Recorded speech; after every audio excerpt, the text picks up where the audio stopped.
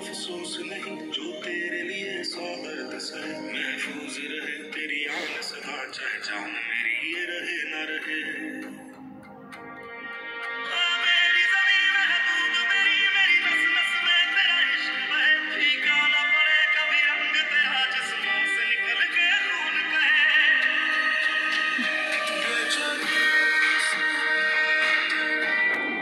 77 years independence আমাদের স্কুলে কেমনভাবে পালন করেছি, আমরা সেলিব্রেশন করেছি, ছোটো ছোটো বাচ্চারা কত সুন্দর করে প্রোগ্রাম করেছে, সমস্তটাই তোমাদের সঙ্গে এই ভিডিওতে আমি শেয়ার করছি। আশা করছি বন্ধুরা তোমরা সবাই খুব ভালো আছো।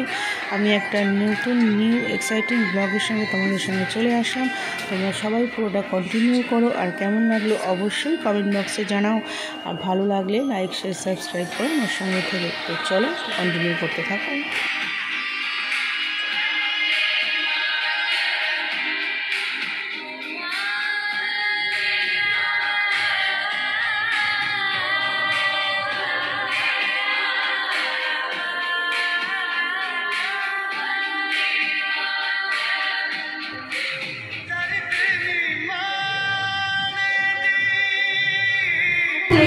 শিশু বিদ্যালয় স্কুলে স্বাধীনতা উদযাপন শুরু হয়ে গেছে।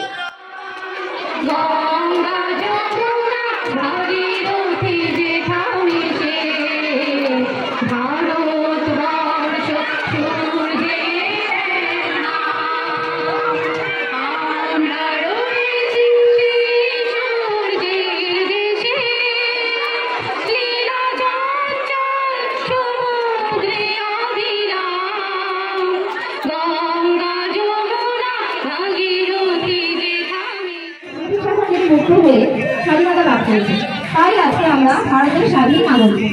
কিন্তু এই লড়াই অনেক কষ্টের ছিল এবং যারা আমাদের স্বাধীনতা এনে দিয়েছে সেই সমস্ত বীর মহাসংগ্রামীদের আজকে আমরা সকলে প্রণাম জানাই। গান্ধীজি, নেতাজি সুভাষচন্দ্র বসু, ভগৎ সিং প্রমুখ থেকে শুরু করে বাবা সাহেব আম্বেদকর, নেত্রুপাল ক্ষুদিরাম এবং সাধারণ মানুষের এনেছে ভারতের স্বাধীনতা।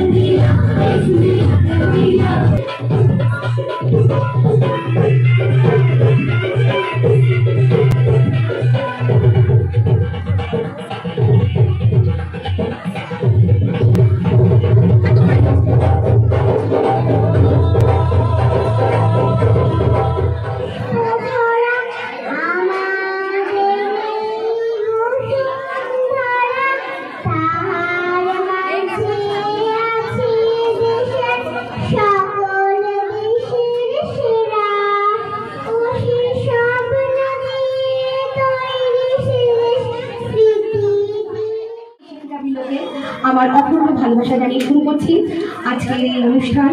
স্বাধীনতা তোমাকে অভিবাদন। আমরা স্বাধীন, আজ এই কথাটি উচ্চারিত করে আমরা ভাববিহ্বল হয়ে পড়ি। 200 বছর ধরে পরাধীনতার দাসত্ব শৃঙ্খলে আবদ্ধ হয়ে থাকার পর কত লক্ষাধিক শহীদের রক্তের বিনিময়ে অবশেষে আমার দেশ পেয়েছে এই স্বাধীনতা।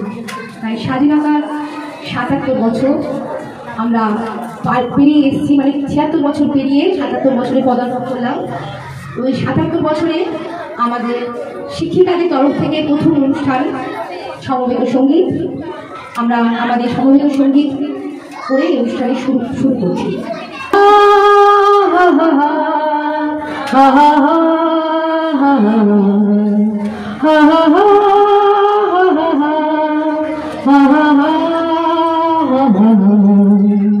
জয় হোক জয় হোক জয় হোক জয় হোক, শান্তির জয় হোক, সাম্যের জয় হোক, সত্যের জয় হোক, জয় হোক। স্বাধীনতা ছাড়া কোনো জাতি বিশ্বের দরবারে মাথা তুলে দাঁড়াতে পারে না, তাই স্বাধীনতা একান্ত প্রয়োজন।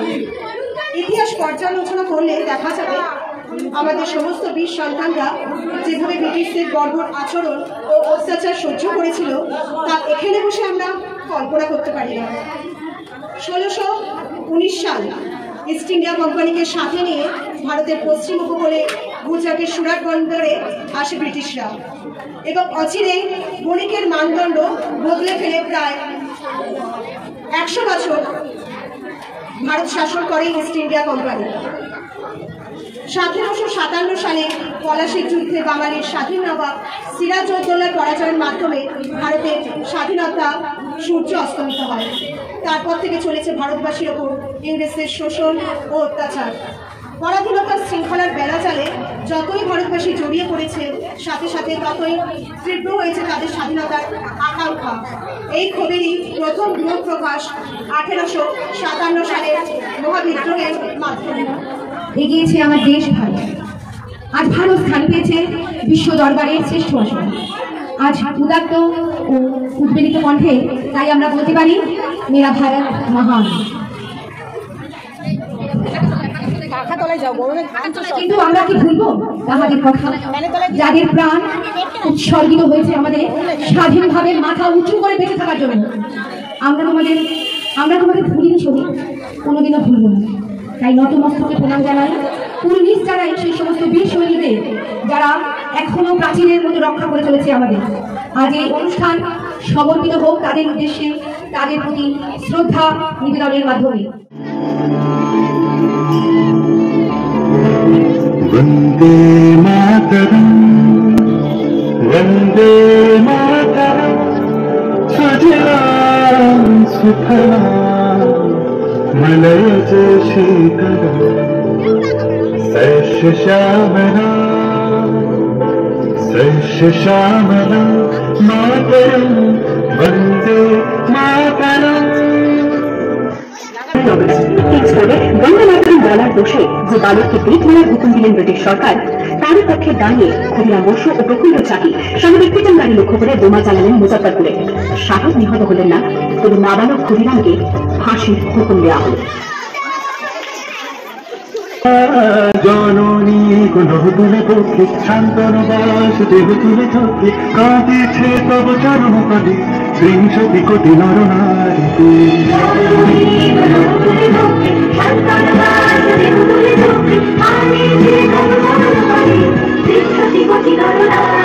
যারা স্বর্গগত তারা এখনো জানে স্বর্গের যে প্রিয় জন্মভূমি, এসো স্বদেশ তোদের মহাবিখ্যাত সেই মৃত্যুঞ্জয়ের তরুণ। যারা জীর্ণ জাতির বুকে জাগালো আশা, মন মনের মুখে জোগালো ভাষা। আজি রক্ত কমলে গাথা, আজি রক্ত কমলে গাথা বাংল খালি বিজয় লক্ষ্মী দেবতাদের কালে। মুক্তির মন্দির শোকানো করে কত প্রাণ বলিয়া প্রথম তিরঙ্গা ঝান্ডা INA commander in chief Subhash Chandra Bose Bharat যাকে স্বীকৃতি দিয়েছিল 18 বিদেশ।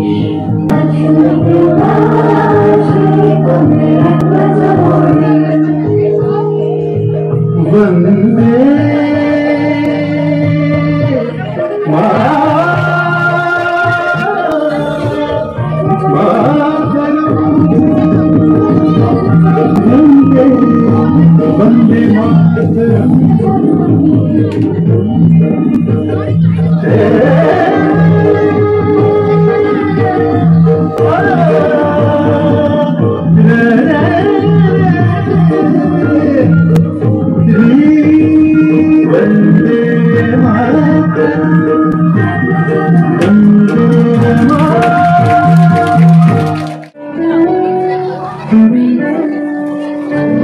पे कोई गम की आँच आने नहीं दूं, तुझ पे कोई गम की आँच आने नहीं दूं। कुर्बान मेरी जान तुझ पे शाद रहे तू, कुर्बान मेरी जान तुझ पे शाद रहे तू। मैं वतन वतन मेरे आबाद रहे तू, जहाँ रहूं जहाँ में याद रहे तू। मैं वतन मेरे वतन मेरे वतन मेरे वतन।